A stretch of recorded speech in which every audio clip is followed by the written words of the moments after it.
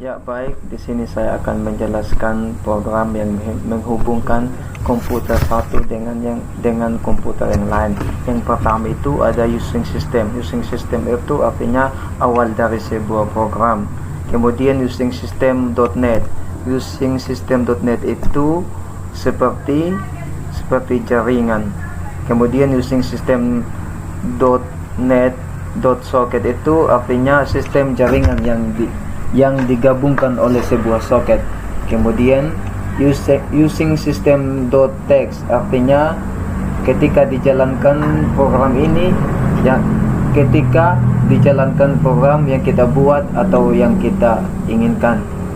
Kemudian ada namespace clean, yang artinya nama file dari program, nama file dari program yang ingin kita buat.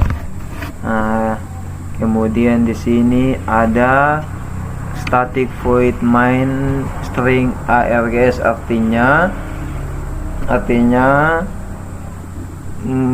tanpa ada ini program yang kita buat tidak akan bisa dieksekusi, bahkan akan mendapatkan error. Kemudian ada execute clean method, artinya di sini metode utama, artinya di sini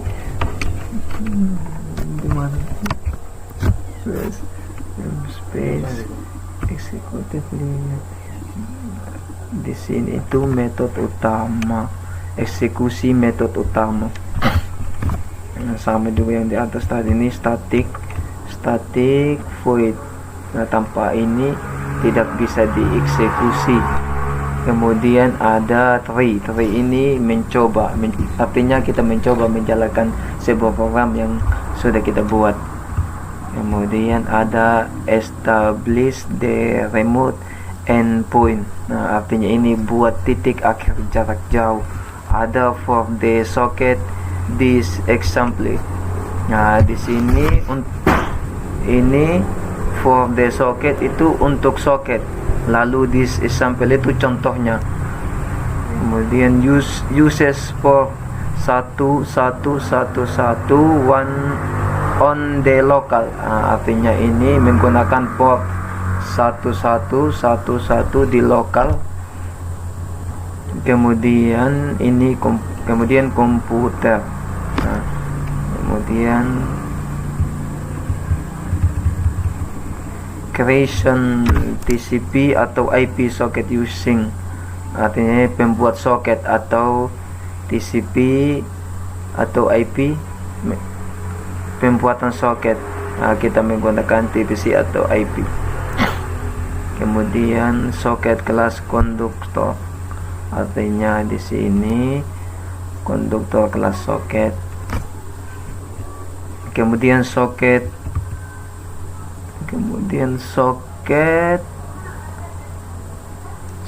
sender, di sini pengiriman soket. New socket artinya soket baru. Kemudian masuk di sini lagi sama di atas tadi tree. Kita mencoba menjalankan ini aplikasi, ya, program yang kita sudah buat. Kemudian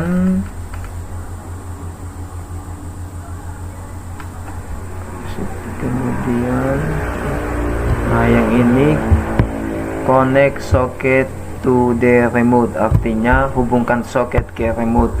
Ini endpoint using method connect, artinya titik akhir dalam kita menggunakan metode atau koneksi. Kemudian console readline, artinya di sini kita menjalankan, artinya di sini kita menampilkan sebuah program yang kita buat yang ini dia akan menampilkan ini ketika kita menjalankan sebuah program ini.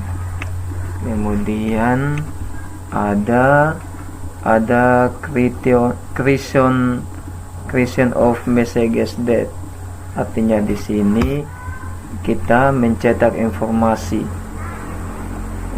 yang we will send to server. Artinya bahwa kita sudah terhubung. Kemudian byte messages.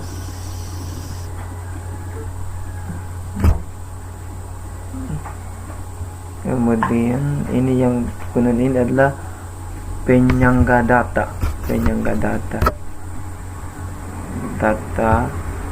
Data buffer, artinya penyangga data.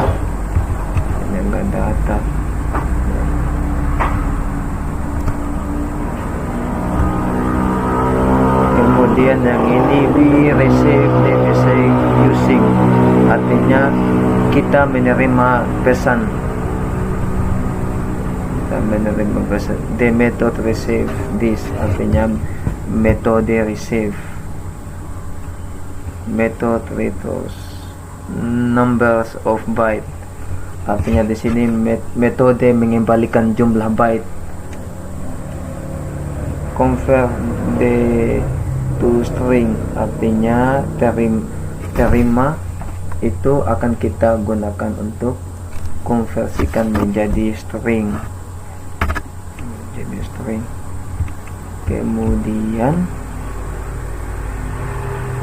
Kemudian ini close socket using, artinya kita menutup soket yang kita sudah gunakan. Kemudian the method, artinya di sini kita keluar dari method. Kemudian ada ini of socket exemption, artinya kita mengelola soket tanpa pengecualian. Tanpa ini cut argumen null, artinya di sini kita menangkap. Yang ini cut menangkap, atau argumennya tidak ada atau kosong. Kemudian ini ada konsul read line, sama juga kayak di atas tadi, untuk menampilkan sebuah teks yang kita buat. Kemudian cut ini menangkap program yang kita buat di sini, untuk dia menangkap, fungsinya untuk menangkap. Nah, sama halnya yang di bawah di sini, semua ini, yang ini semua sama dia punya penjelasan. Hanya ini penjelasan dari saya. Sekian dan terima kasih.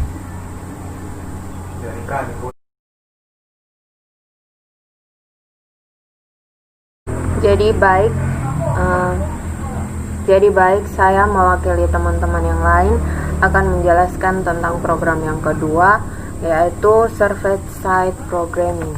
Langsung saja kita buka aplikasinya. Nah, di sini adalah tampilan program servernya. Jadi using system ini merupakan awal dari program yang akan kita buat. Selanjutnya ada namespace. Namespace itu merupakan nama dari project atau program yang akan kita buat. Di sini namespace yang kita gunakan adalah server. Kemudian ada class. Class itu adalah nama dari kelas utamanya dari program yang kita buat. Di sini nama kelasnya yaitu program. Selanjutnya ada static void main string. Arg ini merupakan metode utama dari program ini, yaitu executive server. Ya, di sini public static void executive server. Jadi itu adalah nama metode utama dari program yang kita buat. Selanjutnya kita akan menetapkan titik akhir dari titik akhir untuk local socketnya. Jadi kita akan mengembalikan nama host yang menjalankan aplikasinya. Jadi ini adalah sintaksnya. Ada IP host entry. IP host sama dengan DNS get host entry. DNS get host name. Kemudian ada IP address, IP ADDR sama dengan IP host titik address list dalam kurung siku 0 titik koma. Yang berikutnya ada IP endpoint, local endpoint sama dengan new IP endpoint dalam kurung IP ADDR, 1111. Jadi angka satunya ada 5. Ini merupakan IP addressnya. Selanjutnya kita akan membuat soket TCP-nya. Kita menggunakan IP soket. Soket yang kita gunakan di sini adalah soket class constructor. Jadi sintaksnya soket listener sama dengan new socket dalam kurung IP ADDR titik address family, socket type titik stream, protocol type titik TCP tutup kurung titik koma. Kemudian kita coba. Selanjutnya kita akan menggunakan metode bind untuk mengaitkan alamat jaringan ke soket server. Jadi semua klien yang akan terhubung ke soket server harus mengetahui alamat jaringannya. Di sini sintaksnya itu listener titik bind dalam kurung lokal endpoint tutup kurung titik koma. Selanjutnya kita akan menggunakan metode listen. Untuk membuat daftar klien yang diinginkan untuk tersambung ke server. Jadi sintaksnya itu listener titik listen dalam kurung 10 titik koma. Kemudian jika benar maka akan ada output waiting connection. Jadi konsol write line ini berfungsi untuk menampilkan output yang berada di dalam kurung ini, yaitu waiting connection. Selanjutnya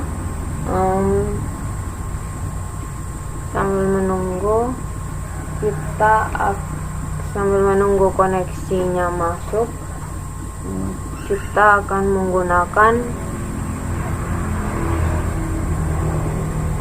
metode server untuk menerima koneksi dari klien. Jadi sintaksnya itu ada soket client socket sama dengan listener titik accept dalam kurung tanda kurung kemudian titik koma. Selanjutnya ada data buffer.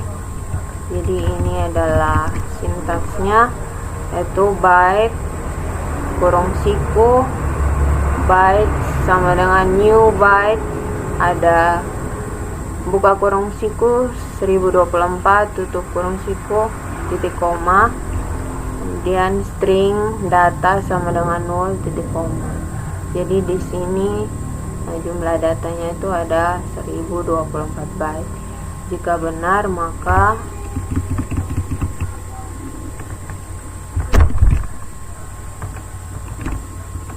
akan muncul tampilan di sini sintaksnya yaitu in num byte sama dengan client socket titik receive dalam kurung bytes titik koma, kemudian data plus sama dengan encoding titik ASCII titik get string dalam kurung bytes, 0, numbyte titik koma. If jika dalam kurung data titik index of dalam kurung EOF lebih dari min 1, maka akan break atau berhenti. Kemudian akan menampilkan output